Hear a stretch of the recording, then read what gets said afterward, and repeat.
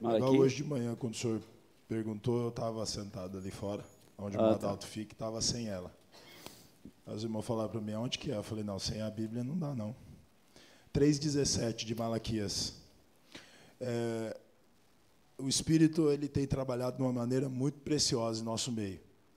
E você vê a conciliação, inclusive com o louvor. O hino que o irmão Wellington cantou é um hino bem mais antigo, talvez os mais novos não façam nem ideia, não conheçam, né, Wellington? É um hino muito bonito. E o pastor lembrou que estava lá em Isaías, e a minha Bíblia é uma Bíblia com umas referências muito boas. E aí eu fui olhar a referência lá de Isaías, e aqui em Malaquias está escrito assim, ó, capítulo 3, aí eu li a partir do versículo 16. Então aqueles que temem ao Senhor falam cada um com o seu companheiro, e o Senhor atenta e ouve. Então, o pastor João falou, o senhor falou que foi uma inspiração ontem, de fazer aquele período de oração hoje de manhã. Exatamente. Então, quando eu li a referência aqui, eu pude ver claramente a inspiração do Senhor. Porque Malaquias escreveu, então aqueles que temem ao Senhor falam cada um com o seu companheiro, e o Senhor atenta e ouve. Há um memorial escrito diante dele, para os que temem ao Senhor, e para os que se lembram do seu nome. E eles serão meus, diz o Senhor dos Exércitos, naquele dia que farei serão para mim particular tesouro.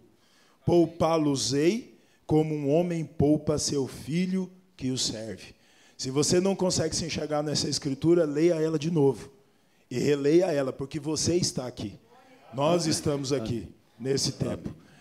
E, bem resumidamente, eu acredito que, quando o senhor chamou para orar, o senhor falou, faça a oração como Deus inspirar, e realmente foi a inspiração dentro da mensagem que o senhor pregou nessa manhã.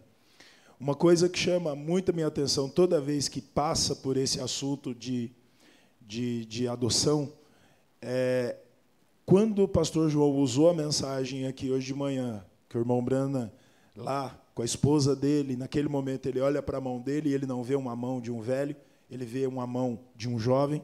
Ele olha para a esposa dele, a irmã Meda, e ele vê uma jovem. Foi onde o Espírito Santo falou através do pastor. Naquele momento ali, eles presenciaram o rapto. Exato. Foi uma prévia do rapto. O irmão Brana foi transformado, a esposa foi transformada. E toda vez que entra nesse assunto, eu me lembro. Quando Moisés enviou os 12 espias, ele enviou um de cada tribo.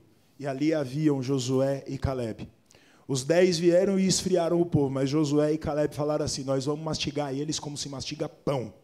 Verdade. Nós vamos entrar lá e vamos mastigar eles como se mastiga pão. Porque eles estavam atentando não para cidades fortificadas, eles estavam atentando pela promessa que Moisés havia recebido no Sinai e pela promessa que Deus havia feito a Abraão. A terra é sua e da sua descendência. Então eles chegaram lá e falaram, nós vamos mastigar como pão. E você observa que eles trouxeram a evidência da terra, um cacho de uva que tinha que ser carregado por 2 pessoas. Eles mostraram para o povo, a terra é verdadeira, a promessa é verdadeira, a promessa é real. O senhor leu Efésios capítulo 1, onde o apóstolo Paulo está dizendo, para voltar a congregar todas as coisas que estão nos céus e na terra.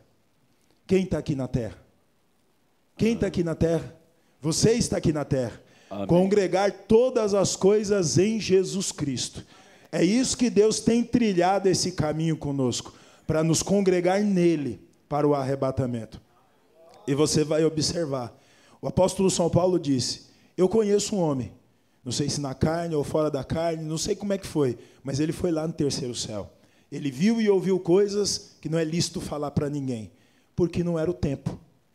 Não era a dispensação para mostrar o que estava lá. Mas Paulo viu o que o irmão Brana viu. Exato. Paulo teve a mesma experiência do profeta quando o profeta foi lá. E o profeta vai lá e aquilo que o profeta fala, que era a 6ª dimensão, confere exatamente com o que diz Isaías. Não eram velhos e não eram crianças. Eram todos jovens.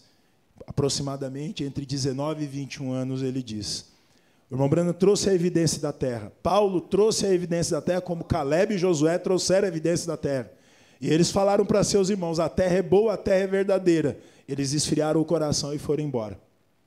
A mensagem que o senhor pregou alguns dias atrás aqui, não me lembro se foi sexta-feira passada ou se foi quarta-feira, ali falando quando a arca foi levada para a batalha, e a mulher de um dos 2 filhos de Eli fala assim, quando ela tem o filho, ela falou, e acabou.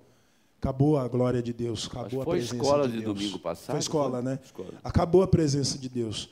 É duro a gente ver isso, mas é uma realidade. Para nós, a presença de Deus continua, permanece, porque Deus posicionou o pastor para ficar ao lado da palavra. Mas a gente vê muitas pessoas que, infelizmente, estão com a mensagem na mão, mas a glória do Senhor os deixou. É triste falar isso, é duro falar isso, mas é a realidade. Então, eles trouxeram a evidência da terra, o irmão Branham e Paulo trouxeram a evidência da terra. O profeta fala assim, num dos volumes de adoção, depois que eu fui lá, eu quero me esforçar, ele falando com o Senhor, eu quero me esforçar ao máximo para colocar o máximo possível de pessoas ali, porque ele sabia o que era aquilo. Parágrafo 173, posição no corpo. Estamos vivendo na dispensação da adoção. Adoção é para quem é filho. 2 vezes o pastor falou, você já era salvo, porque você já estava na mente de Deus, mas você veio aqui numa condição terrena. Deus vem e te mostra a palavra, você é batizado.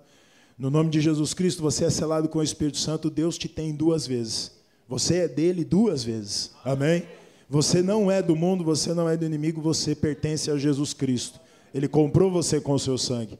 Mas além de comprar você com o seu sangue e fazer todo o processo que ele fez para tirar você do mundo, da denominação, ele quer dar algo a mais para a igreja.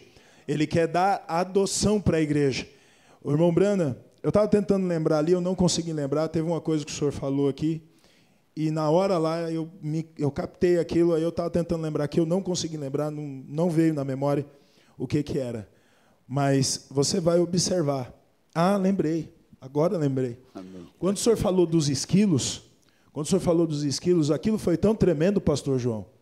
A igreja tem que observar essas coisas, não é uma história, é uma realidade. O irmão Branham não somente criou o esquilo, mas ele predestinou a vida do esquilo. Eu quero um esquilo ali, e ele vai correr por ali, ele vai olhar para o fazendeiro, e ele vai vir até aqui, eu vou atirar nele e ele vai cair. O irmão Branham criou o esquilo, claro, Jesus Cristo no irmão Branham. Não estamos endeusando o irmão Branham, de forma alguma. Jesus Cristo no irmão Branham criou o esquilo e predestinou o trajeto dele. O trajeto do esquilo. Isso é adoção. Você não pode olhar para você, para a sua condição e dizer, eu não estou nesse quadro. Se você está sentado aqui, você está nesse quadro.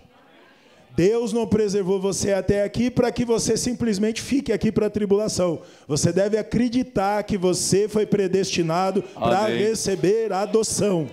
Amém. A adoção não vem com uma vida fora de ordem, a adoção não vem crendo em qualquer coisa, a adoção vem crendo em toda a palavra. E o que sai desse lugar é toda a palavra. Não adianta, as pessoas podem criticar, chamá-lo de louco, chamá-lo de imprudente.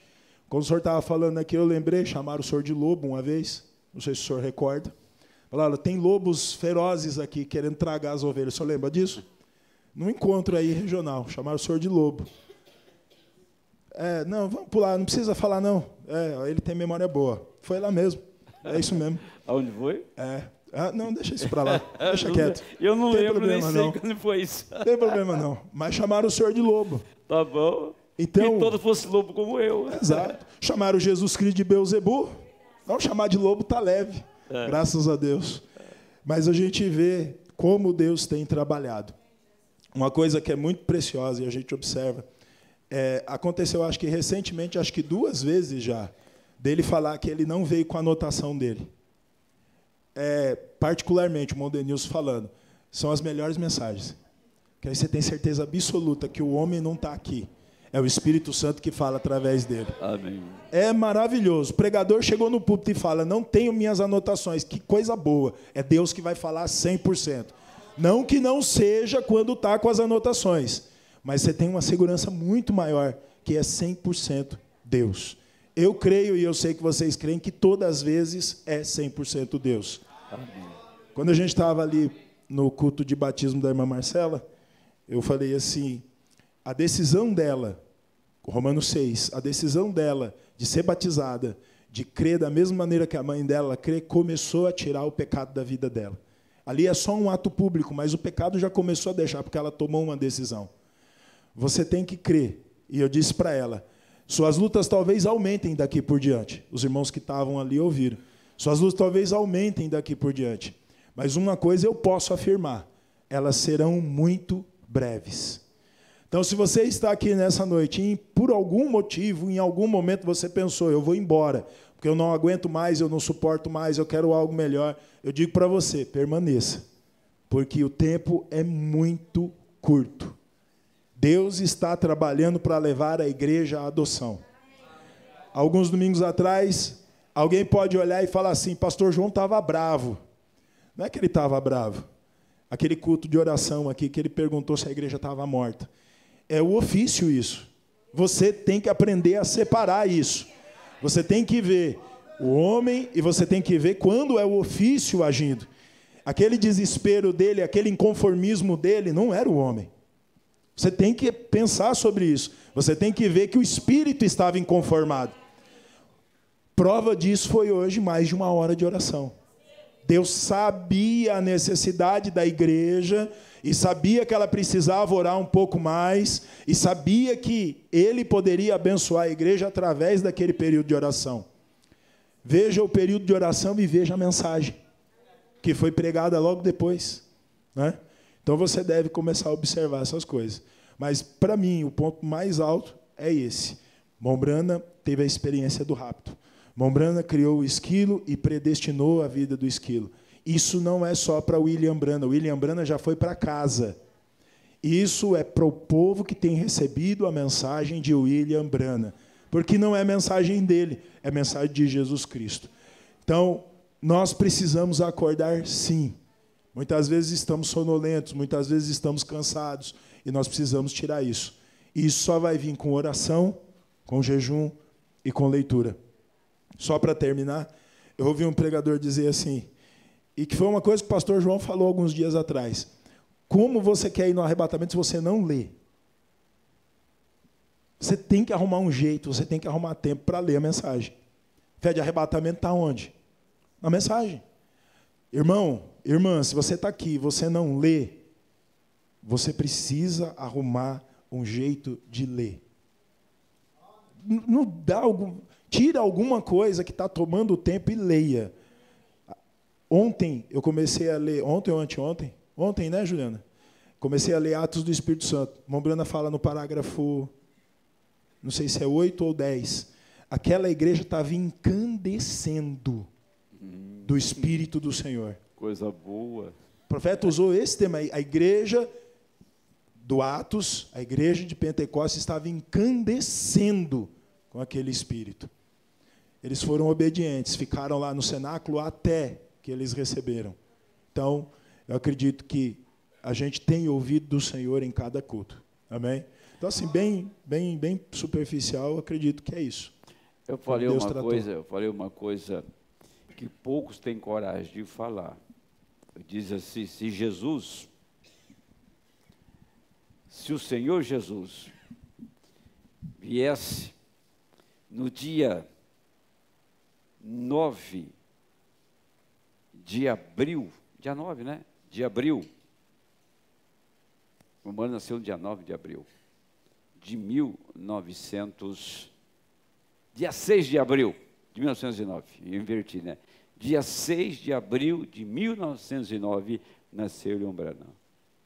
Se Jesus viesse naquele dia e fizesse todo o tempo que o Branham pregou, ele faria exatamente, detalhadamente o que o irmão Branham fez. Não acrescentaria um episódio e nem diminuiria.